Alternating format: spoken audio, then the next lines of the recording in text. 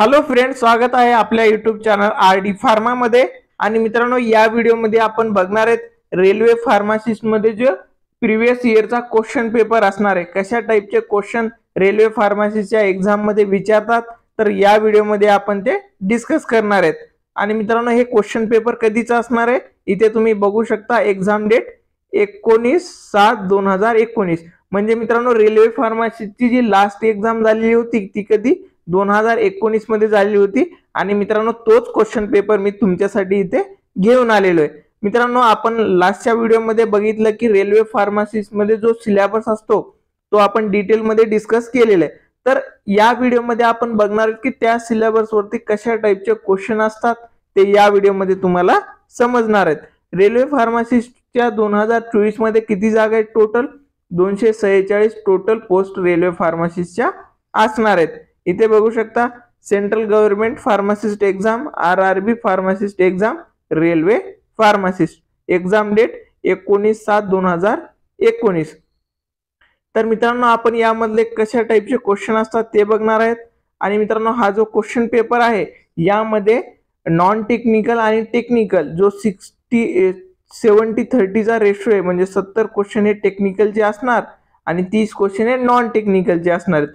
तर मित्रांनो, या क्वेश्चन पेपर मध्ये सेक्शन वाइज दिलेले नाहीये, म्हणजे मिक्सिंग आहेत।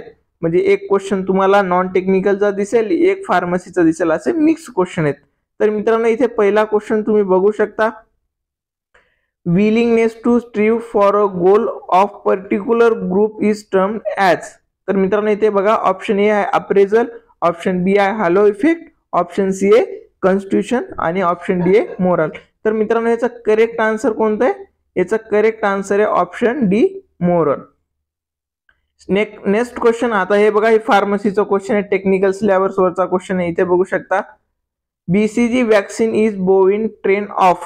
तर मित्रांनो, इथे ऑप्शन ए बघा, mycobacterial tuberculosis, salmonella typhi, hepatitis virus, para influenza virus. तर मित्रांनो, याचा करेक्ट आन्सर जर बघितलं तर ते कोणतं असणार आहे? Option A mycobacterium tuberculosis. Next question, what compound is present in ashwagandha. तर मित्रांनो, हे जे क्वेश्चन आहे ते क्वेश्चन कोणतं आहे? फार्माकॉग्नसीचं। आता मित्रांनो, तुम्ही महाराष्ट्रामधल्या ज्या काही फार्मसीच्या एक्झाम दिलेल्या असतील, DSSC एक्झाम असेल, नंतर ZP ची एक्झाम असेल, या एक्झामच्या सिलेबस मध्ये मित्रांनो तुम्हाला फार्माकॉग्नसीचा एकही क्वेश्चन विचारत नाही किंवा त्यांच्या सिलेबस मध्ये फार्माकॉग्नसी सब्जेक्ट इन्क्लूड नाहीये। तर मित्रांनो, रेल्वे फार्मासिस्ट मध्ये फार्माकॉग्नसीचे पण खूप सारे क्वेश्चन विचारतात। तर मित्रांनो, इथे बघा अश्वगंधा ड्रग वरती क्वेश्चन विचारलेला आहे, कोणतं कंपाऊंड प्रेझेंट आहे?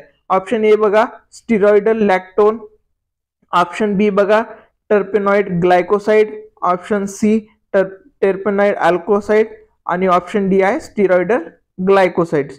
तर मित्रांनो, याचं करेक्ट आन्सर जे आहे ती आहे ऑप्शन ए टिरायडल लॅक्टोन।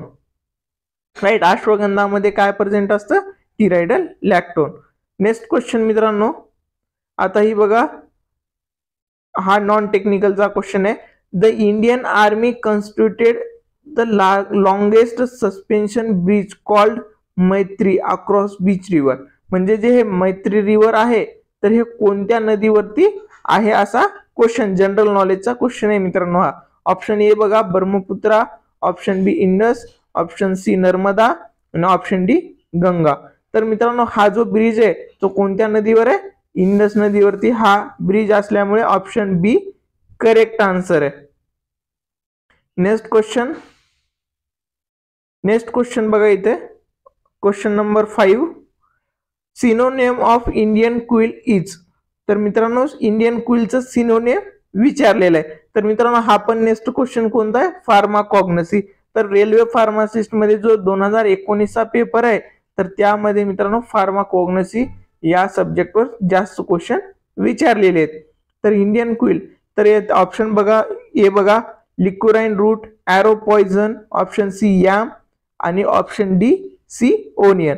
तर मित्रांनो, याचं करेक्ट आन्सर जे असणार आहे सिनोनिम ऑफ इंडियन क्विलचं, ते असणार ऑप्शन डी सी या ओनियन।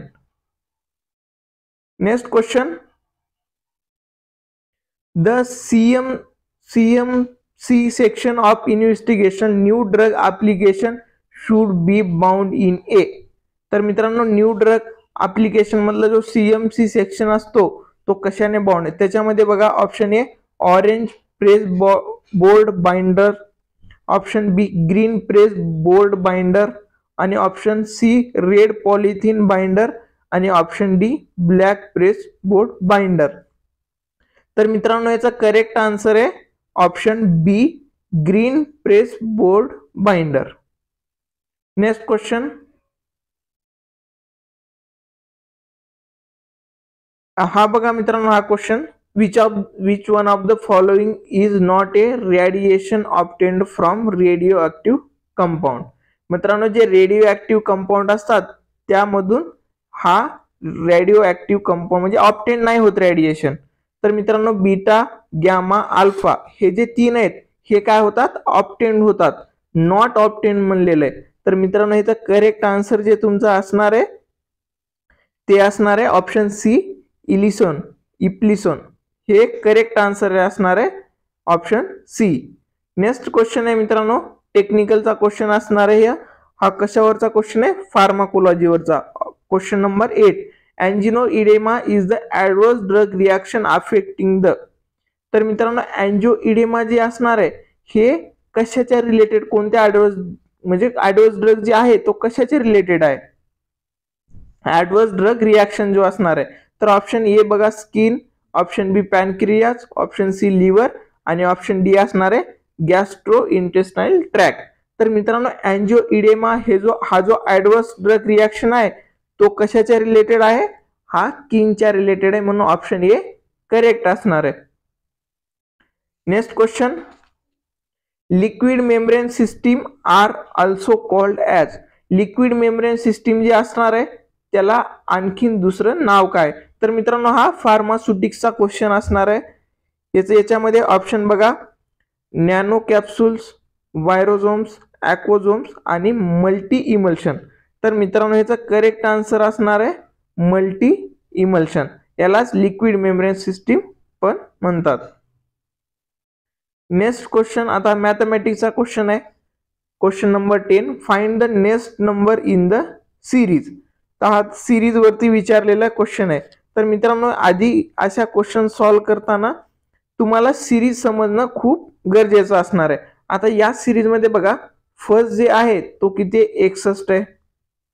याच्यामधला जर डिफरन्स चेक केला तर हे 61 कितीने वाढत आहे? 12 ने. आता 61 मध्ये जर 12 ऍडिशनल केले आपण तर किती होत आहे? 73. म्हणजे नेक्स्ट जो ही आहे त्याचा संबंध आहे, म्हणजे पहिली संख्या 12 ने इन्क्रीज होत आहे, राईट. आता ही इन्क्रीज झाल्याच्या नंतर 73 66.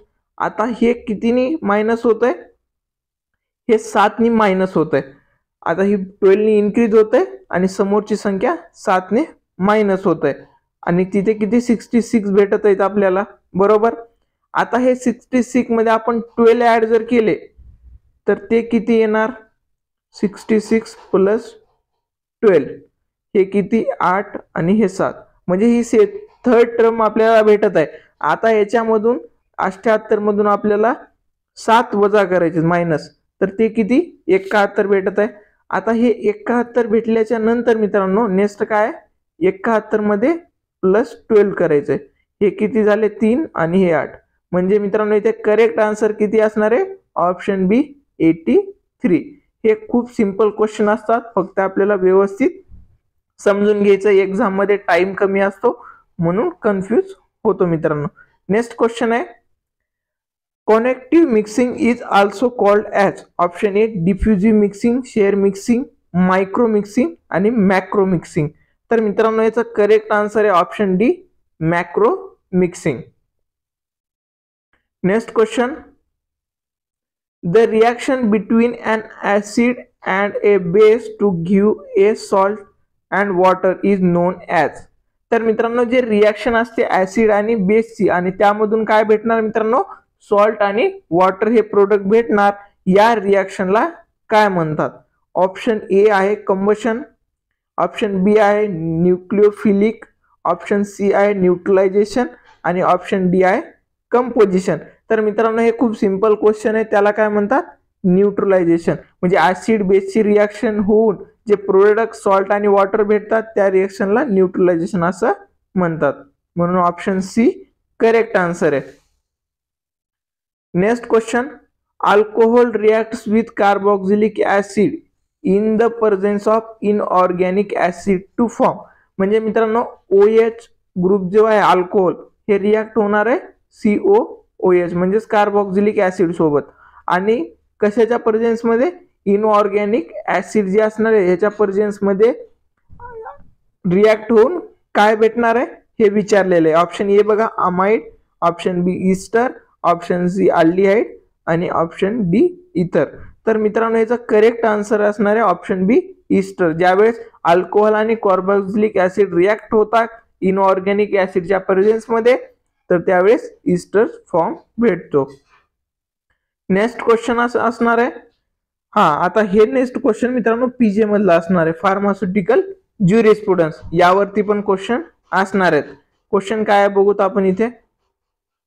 Chapter 3 of drug and cosmetic act 1940 and rule 1945 given information about. तर या चॅप्टर मध्ये मित्रांनो ड्रग आणि कॉस्मेटिक ऍक्टच्या इन्फॉर्मेशन कशाची दिलेली आहे. तर इथे बघा option B import of a drugs and cosmetic, option B बघा provision related to Ayurvedic Siddha Unani drugs, drug technical advisory board आणि ऑप्शन डी आहे इथे मित्रांनो manufacture sale and distribution of a drug and cosmetic. तर मित्रांनो याच्यामध्ये करेक्ट आन्सर असणार आहे option A import of a drug and cosmetic. हे कोणत्या चॅप्टर 3 मध्ये दिलेले ड्रग आणि कॉस्मेटिक ऍक्टच्या. नंतरचा क्वेश्चन आहे मित्रांनो lecithin is a example for. तर मित्रांनो आजच्या या व्हिडिओमध्ये आपण फक्त 15 क्वेश्चन डिस्कस करणार आहेत आणि या क्वेश्चन पेपर मध्ये मित्रांनो टोटल 100 क्वेश्चन आहेत. तर मित्रांनो रोज रेग्युलर बेसिसवर 15 क्वेश्चन या क्वेश्चन पेपर मधले आपण डिस्कस करणार आहेत. आणि मित्रांनो आणखीन दुसरा एक क्वेश्चन पेपर आहे 2019चाच, त्यामध्ये पण 100 क्वेश्चन आहेत. तर मित्रांनो हे जे क्वेश्चन पेपर आहेत सर्व आपल्या YouTube चॅनलवर कव्हर करणार आहे. आणि मित्रांनो जे इम्पॉर्टंट क्वेश्चन असणार आहेत जे 2024 मध्ये येऊ शकतात असे पॉसिबल क्वेश्चन पण रेग्युलर आपल्या YouTube चॅनलवर भेटणार आहेत. जोपर्यंत एक्झाम होत नाही तोपर्यंत जे काही पॉसिबल क्वेश्चन असणार आहेत, इम्पॉर्टंट क्वेश्चन असणार आहेत रेल्वे फार्मसिस्ट एक्झामचे, तर ते सर्व तुम्हाला आपल्या RD फार्मा YouTube चॅनलवर भेटणार आहेत. तर मित्रांनो हा जो 15वा क्वेश्चन आहे lecithin is a example for, तर याचा करेक्ट आन्सर मित्रांनो तुम्ही मला कमेंट बॉक्स मध्ये सांगा. आणि तुम्हाला नाही आलं तर उद्याच्या व्हिडिओमध्ये याचा आन्सर मी तुम्हाला सांगणार आहे. आणि बाकीचे जे क्वेश्चन आहेत 15 तर उद्याच्या व्हिडिओमध्ये कव्हर होतील आणि इम्पॉर्टंट क्वेश्चन पण तुम्हाला भेटणार आहेत. तर मित्रांनो तुम्हाला हा व्हिडिओ आवडला असेल व्हिडिओला लाईक करा, डाऊट असतील कमेंट करा आणि हा व्हिडिओ सर्व स्टुडंटपर्यंत नक्की शेअर करा. थँक्यू.